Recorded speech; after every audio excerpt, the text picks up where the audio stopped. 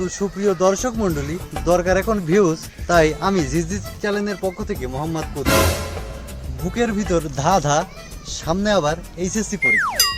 তো দর্শক মণ্ডলী, আমি আপনাদেরকে দেখাবো যে আর 1-2 মাস পরেই যেহেতু আমাদের এইচএসসি পরীক্ষা, তো গ্রামের কিছু পরীক্ষার্থীদের পরীক্ষার প্রস্তুতি সম্পর্কে আলোচনা করবো আমরা এই ভিডিও। তো চলেন শুরু করা যাক। ভাই দাঁড়াও দাঁড়াও দাঁড়াও দাঁড়াও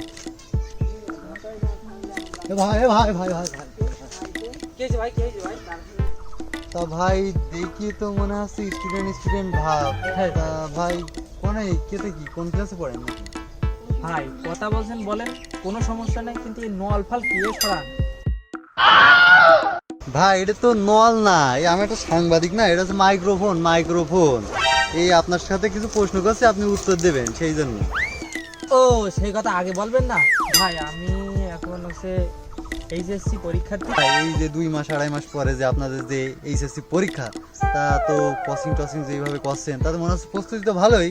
তা এখন আপনার প্রস্তুতিটা কেমন সেটা যদি একটু বলতেন, দর্শক একটু দেখতো শুনতো, তা কি আপনার অনুভূতি কিরকম একটু যদি বলেন। অনুভূতি প্রস্তুতি দুটোটাই ভালো, এখন শুধু কেনাকাটা তাও শেষ। তা ভাই কেনাকাটা তো বুঝলাম না, যদি একটু বুঝাই বলতেন কি কেনাকাটা করলেন তাহলে একটু ভালো হইতো। ভাই কেনাকাটা বলতে কি কব, সে খাতা কলম পেন্সিল সব কিনা হয়ে গেছে, এমনকি জামা কাপড়ও সব কিনা হয়ে গেছে। শুধু ভাই কি বলবো দুঃখের কথা, সে ভাই সেই জুতো কিনতে বাকি দিয়ে গেছে ভাই। তা ভাই ওইসব বিষয়ে তো আর প্রস্তুতি না, আর জানতে চাচ্ছে আপনার পড়ালেখার প্রস্তুতিটা কেমন যদি একটু বলতেন। আচ্ছা ঠিক আছে, ও বলছি ওই প্রস্তুতি ভাই ও আর জানতেছেন না ভাই, কি বলবো, ও আজকের পর্যন্ত মানে আজকে এই পর্যন্ত থাক ভাই, অন্য আরেকদিন দেখা হলে বলবানি। হ্যাঁ ভাই, তো ভালো থাকেন ভাই।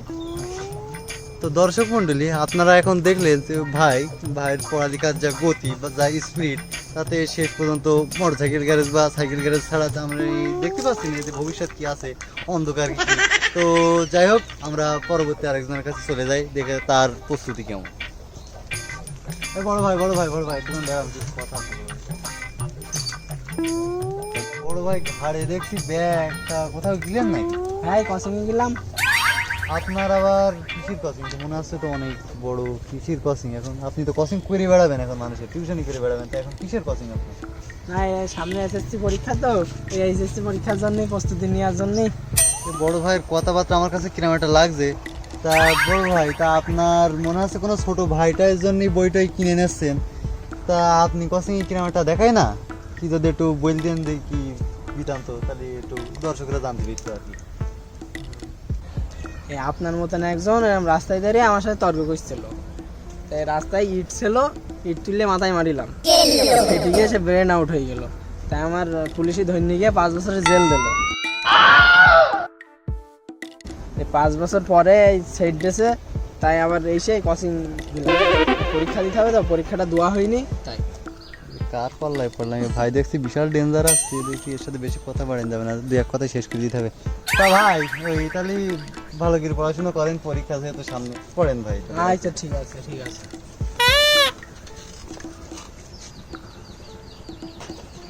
তো যাই হোক, আমরা পরবর্তী আরেকজনের কাছে চলে যাই, দেখে তার প্রস্তুতি কেমন।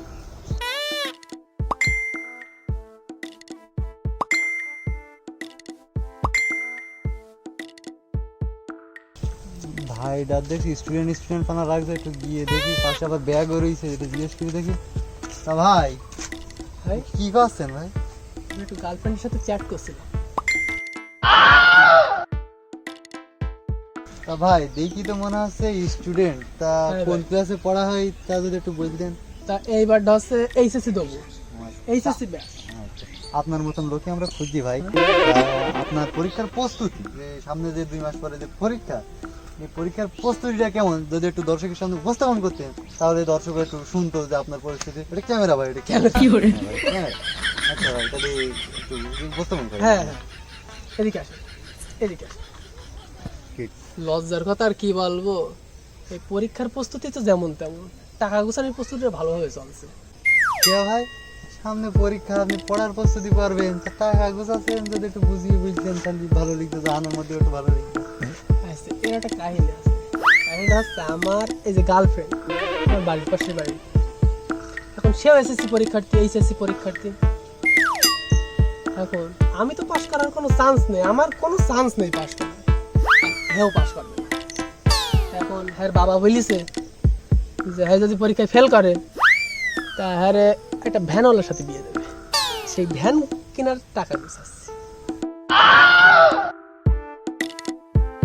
তা ভাইয়ের কথাবার্তা শুনে যা আমরা বুঝলাম দর্শক, মনে হচ্ছে ভাই মঙ্গল গ্রহ থেকে উড়ে এসেছে।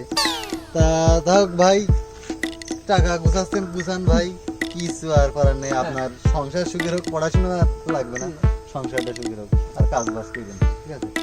তো দর্শক আপনারা দেখতে পেলেন এই ভাই অন্ধকার তো পুরো, মানে জীবন তো পুরোই অন্ধকার আমরা দেখতে পাচ্ছি।